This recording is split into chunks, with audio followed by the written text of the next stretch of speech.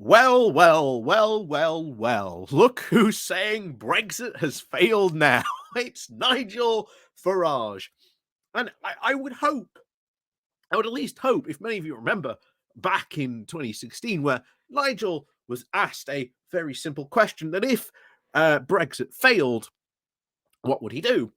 Now, he said he would leave the country. So if Nigel Farage is seriously looking now at leaving the country. After all, according to him, Brexit's failed, and his promise that if Brexit failed, he would leave the country. Well, Nigel, I'm sure myself and many others would not only gladly club together to help pay your moving expenses, but we would help physically move you yourself. We can hire a van. We can do all sorts of stuff.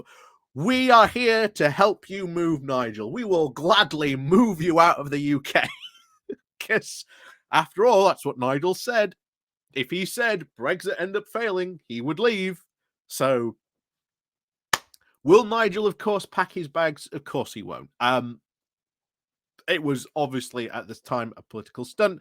And of course, now the fact that Brexit has failed gives him a lot more political clout. He can now forever have a cottage industry saying, if only they had listened to me and they had taken advantage of these Brexit benefits. But again, what were these Brexit benefits? This mystical search that Jacob Rees-Mogg himself went on in his khakis and in his pith helmet, looking for the elusive many Brexit benefits in the deepest jungles of Whitehall in Westminster. He couldn't find any. He even asked you, Nigel, what Brexit benefits would you do? What would you do? And of course, you can't take advantage of these because they would have huge, massive consequences. You want a perfect example? Just look at what happened last week where Kimi Badenoch came out and said, yeah, we can't scrap those 4,000 EU laws, nor are we going to put in a sunset clause, because if we do, it would be really, really, really impractical. It would be impossible for the civil servant to sort of make sure to cover those laws. It would have massive unintended consequences. And yet, this was cried out as a Brexit betrayal. So, let's get into today to find out, according to Nigel Farage, why Brexit has failed. And I can already predict to you why Brexit has failed, because they haven't taken advantage of the Brexit benefits. So, let's go cracking on into this then. But before we go do that, please do remember to click on the like, share, and subscribe button. And of course, down below, there are links to my Patreon page and an donation link called Buy Me Coffee, Waking Well, Buy Me Coffee. And of course, as always, there are links to my Patreon page, the one-off donation link down below, the YouTube thank you button, and of course, the Pony Club as well. So, let's have a look at this. This comes from Politico with the title of Nigel Farage, Brexit has failed. Former UKIP leader blames the Tory government for not taking advantage of leaving the EU. So, Nigel Farage, one of the biggest advocates for Britain's departure from the European Union, reckons Brexit has failed. Speaking on the BBC's Newsnight programme on Monday night, the former Brexit Party leader, one of the most famous figureheads for the Brexit cause, admitted the UK could not be admitted, that the UK had not benefited economically from leaving the bloc, saying, what Brexit has proved, I'm afraid, is that our politicians are about as useless as the commissioners in Brussels. We've mismanaged this totally, Farage said, responding to a raft of data suggesting that there had been negative impacts from leaving of Brexit. Brexit has failed, he added. We have not delivered on Brexit, and the Tories have let us down very, very badly. Asked if the UK would have been better off remaining in the EU, Farage insisted he didn't think that for a moment. The UK economically has struggled to rebound following the triple shocks of the pandemic, the war in Ukraine, and of course the turbulence of Britain's exit from the EU. The Organisation for Economic Cooperation and Development, or ODEC, predicts that the British GDP growth will be the second worst after Russia among major economies, while the government's economic watchdog, the Office for Budget Responsibility, has pointed the finger at Brexit for a significant downturn in UK trade intensity. Farage, who now hosts his own show on the UK news channel GB News, has refused to rule out a political comeback.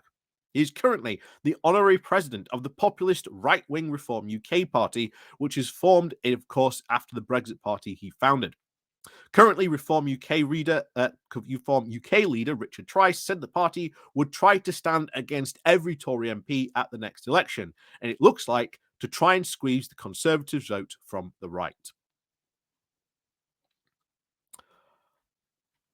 So, are we shocked by any of that? No. We always knew this. And yet, here's the thing. What should have happened next was you go to Farage or any of those other people, you go, what would you have done? What's your answer? Because remember, Farage, massive advocate, but he does never offer any solutions. And I want to point that out to any Farage fans pointing out or who love Farage. He's not offered any solutions to these problems. He goes, oh, well, we need to get rid of all this, EU laws and regulations. But if you get rid of those EU laws and regulations, you're looking at getting rid of swathes of worker protections, massive portions of environmental protections, which we are seeing at the moment, of the rivers and beaches along the UK has been the problem that we have left the European Union, and that we are no longer within those structures. It's that simple. Farage has no clue. He has no idea how he would even sort out the problems that the UK is currently facing. All he would do, he was just shift into populism and just go, which he has done, he just goes, oh, it's all immigrants' fault. Well, here's the thing. According to the London School of Economics, for every 60 pence that a immigrant earns, it translates into £1 of taxes and GDP. That is an incredible contribution that these immigrants make to our country. The government knows full well immigration is good for us, it's good for the country, it's good for the economy. And all this rhetoric that Suella Braverman is putting out, it knows full well what it is doing. It is offering as much red meat as it can to as many disenfranchised voters or people who are just, looking for easy solutions. Blaming immigrants like Farage wants you to do is the easy solution. He's not looking at the really solutions that we need to sort of, refund the asylum system or refund our NHS. All these things that the Tories have decimated under austerity, have not paid it any attention to. We need a legitimate economic industrial strategy. Have the Tories done that in 13 years? Not once. The only thing that Farage gets right is that the Tories are completely and utterly useless. And that's the only thing he gets right in this. But I, for one, look forward to the day where we can all go to the airport and we can finally wave goodbye to Nigel Farage, because, as he infamously said, if Brexit failed, well, he'd leave the UK. So I, for one, am looking forward to when he announces when he's leaving. Of course he won't, but probably something people should maybe bring up to him. As always, thank you very much, as always, for watching. And of course, please do remember to click on the like, share, and subscribe button before you leave. And of course, as always, we'll see you all next time.